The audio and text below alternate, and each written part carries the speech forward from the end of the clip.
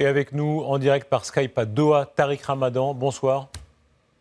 Bonsoir. Hier, vous avez condamné en des termes très nets l'attentat perpétré contre Charlie Hebdo, mais vous entendez dans l'opinion publique, il y a toujours ce soupçon de beaucoup de gens qui disent « mais ils condamnent, mais ils ne veulent pas vraiment manifester, mais ils ont des réserves sur les caricatures ». Qu'est-ce que vous dites à ça ?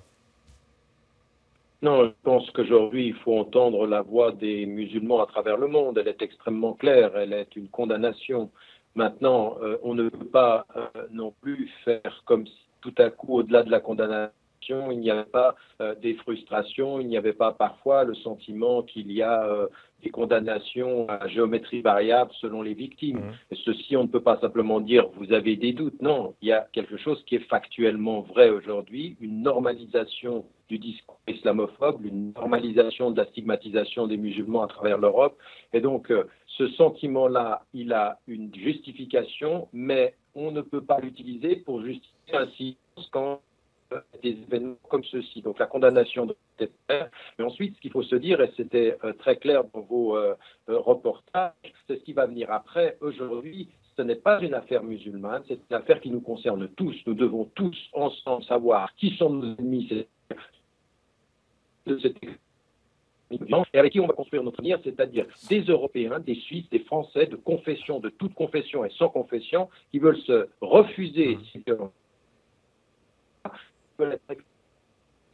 type de partage. Tariq Ramadan, jusqu'où peut aller la solidarité? Évidemment, vous ne cautionniez pas tout ce que faisait Charlie Hebdo, mais on voit partout dans le monde ces gens qui disent « je suis Charlie » dans les circonstances présentes.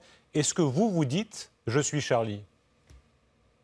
Non, je ne dis pas je suis Charlie, je dis je suis pour la liberté d'expression, ils avaient le droit d'aller jusqu'au bout, mais je me suis exprimé par rapport à Charles quand je l'ai débattu avec lui en disant combien je trouvais que cette stigmatisation à géométrie variable n'était pas bonne. Vous savez, il y a 7 ans de cela, Charlie Hebdo a renvoyé Ciné parce qu'il avait fait de l'humour sur le fait d'être juif et ils n'ont pas arrêté pendant 3 ans de faire de l'humour sur les musulmans et j'ai dit que cet humour-là était un humour de lâche. Donc je suis pour le principe de la liberté d'expression, je ne suis pas pour son usage lâche. Donc d'ailleurs, j'ai dit et répété ma sympathie aux familles des victimes. Mais je ne vais pas aller cautionner parfois des attitudes qui, contrairement à ce que disait Franz-Olivier Gisbert, étaient parfois pas très bienveillantes, pas très courageuses et en dessous et parfois assez vulgaires, je dois dire.